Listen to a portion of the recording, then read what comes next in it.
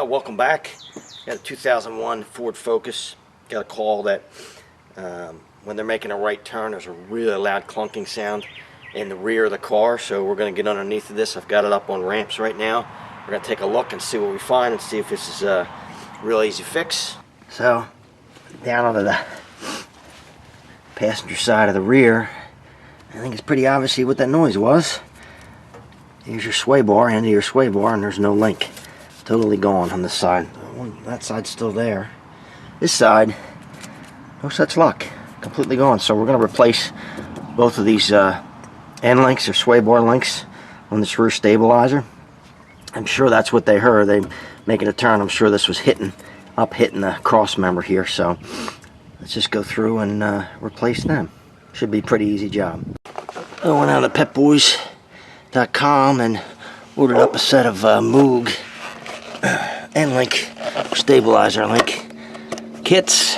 Part number is K90130. I like Moog stuff. In general, it's pretty good. One's broken and missing, the other one's still on it. So let's take the other one off first. Sometimes this is the hardest part, is just getting these off. Sometimes they just seize up on you. So if you have a torch, you cut the head off. If you have a Sawzall, you can just cut it off. I'm just going to try it with an impact. See if we can get it off of there. I think they don't look too bad, so hopefully it'll come off of there, not too much problem. I say that now, but I know how that goes. Air's on now. Let's see if we can just zip these off of here.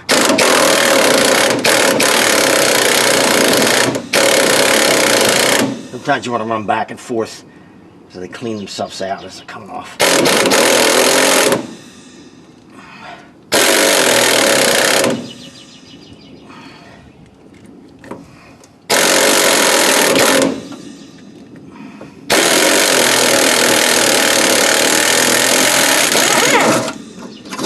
See why we replaced both of these. There's not much left of this one either. It's pretty corroded in the middle. It'll be breaking soon enough. Like that. These bushings are a little beat too. This car's got 267,000 miles on it, so it's got a few miles. These bushings aren't great. They're okay, and may suggest that you get a chance we replace those bushings as well. They're easy to get to, but right now we're just going to do the end links. So here you can see. Put everything together here. Bushing, washer, spacer, another washer, top bushing, push it up through, line it up, put the top bushing on, top spacer. I'm just going to push it up enough to get the nut started on the top and get a couple threads on it. Not much to it. That'll just hold it in place. I don't want to tighten that yet, as I do have to get this other side on, which is going to be harder because now there's pressure on it. So you can see what I've done here is I've just pushed this down with a pry bar. Just to put a socket in it, just don't stick your fingers and make sure you don't get your fingers in here or get crushed. It won't go all the way up, but it's just giving me a little extra room. Hopefully that'll be enough room for me to put this together.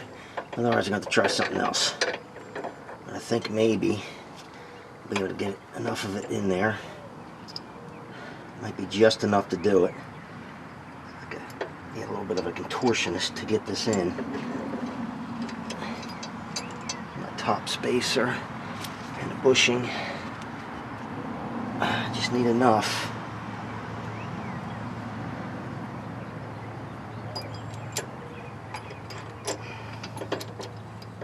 That top bushing is going to be tough.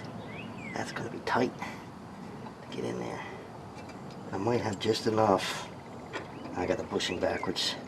Remember, these protrusions, they should go against the metal, not against the spacer. The spacers are made for the flat side of the bushing. Try that again. It's kind of hard for you to see this, but there's no way for me to really get around it. Protrusion up from this case because it's going up into the frame. Knock that right off of there. I might want to try both of these at the same time.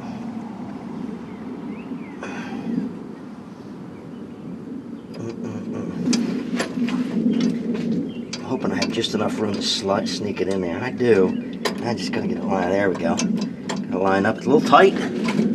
That little socket trick's pretty nice little trick. Another bushing, protrusion against the frame, as I said before. Spacer. Just enough to get that bolt started a couple threads. And then I'm gonna knock that, pry that, I wanna make sure I got enough of that. Pry that out of there. I do, got it started. Just gonna take this and I should be able to pop this out of here. Now, just be careful. Watch your face when you do this. There you go. So now I got them all started. Now we're just gonna tighten them up. This is not up in the air. It's on ramps, so it's actually got the suspension compressed already. So we're just gonna tighten them up. 14 millimeter for the Moog kits. I think I said that before, but put a wrench on the top, hold the top. Should be able to.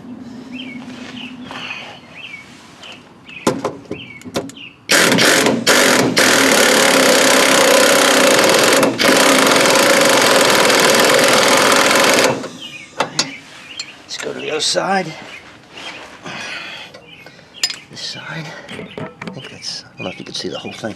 I can't really see the camera because I'm looking kind of into the sun. Okay, hopefully you're seeing this. Kind of suck if you couldn't.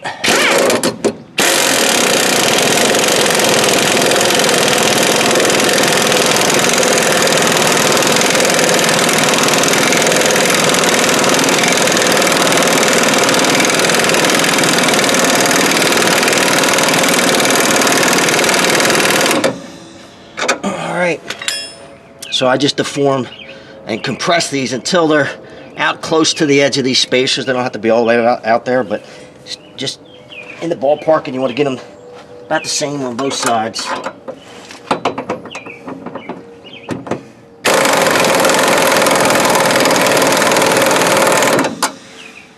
I'm just looking at the length of the bolt sticking out and making it about the same.